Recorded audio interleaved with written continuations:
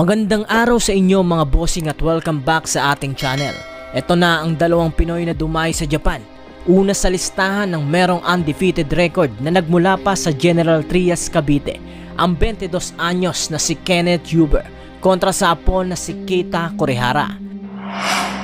Tang pangalawa sa listahan na hindi nagpahuli, ang binansagang Jiao ng pambato ng Cagayan de Oro City, Misamis Oriental na si Marvin Izquierdo kontra sa Hapon na si Koichi Aito. Binigyan lamang ng ilang araw na palugid na preparasyon itong ating dalawang kababayan upang kalabanin ang mga pambato ng Japan na si Keita Kurihara, isang future Japanese superstar, at si Koichi Aito, isang baguhan subalit kilala na bilang isang knockout artist. Ito na mga bossing, ang unang sumabak ay si Marvin Izquierdo kontra sa Hapon na si Koichi Aito.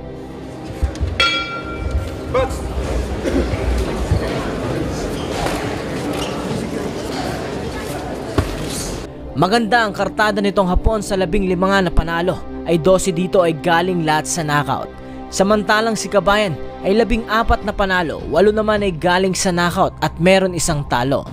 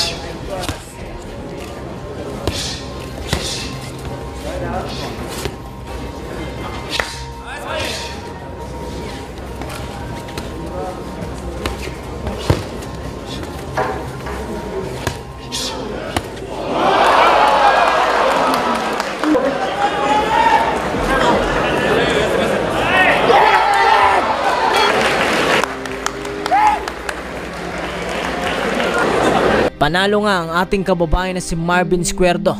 Kita na hindi kinaya ng Hapon ang mano-manong sabayan dito sa ating pambato. At ang pangalawang lumaban, itong si Kenneth Huber. Matapos nga masaksihan ng mga Hapon kung paano tinapos ng naunang Pinoy na lumaban ang kanilang unang pambatong Hapon, ay buo pa nga rin ang kanilang paniniwala na makakabangon sila dahil ang sumunod na rumesbak ay isa lamang daw future superstar ng kanilang bansa. Sigawan nga ang mga manonood habang naglalakad itong si Keita Kurihara. Sa ganda nga ng kartada nitong Hapon ay masasabi mo na meron itong bitaw pagdating sa ibabaw ng lona. 19 wins with 13 knockouts at wala pang bahid na pagkatalo. Samantalang si Kabayan naman ay hawak ang numero na 13 wins with 9 knockouts at wala pa ring bahid na pagkatalo. Nakataya nga sa laban ang bakanteng OPBF Oriental and Pacific Boxing Federation para sa Bantamweight Division. Ensayado yung dalawa na to, JC, no? Yes. We're expecting a good fight from these two. They definitely had a lot of opportunity to rehydrate din. Well, I was messaging the team of Noverno. After lunch when they weighed him, he was like 126. So 8 pounds. Yeah. Not too bad. I mean, here we go, first round. Kenneth Huber starting strong. Bad intentions from Lover. He knows Japanese opponents. Kaming last fight niya sa Japan din. So, he's really out to impress. Headbutt. Sa ilong pata. Again, a southpaw against an orthodox. Yeah, it can happen.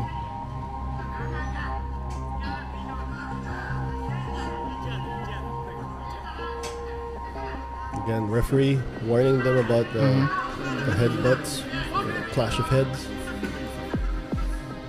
The thing is, yung sa height difference sila, medyo possible talaga mangyari yung mga headbutts yan, lalo na they're both, moving forward sabay. Kurihara with a good right there. Again, a lead right.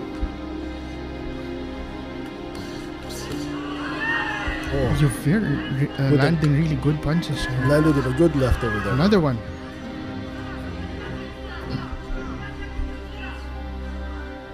Very careful siyang bumato eh.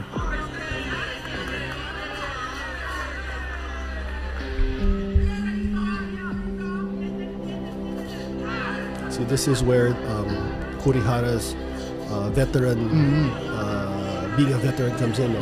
You can see him. He's stalking, but he's slowing down the fight. No? Yes.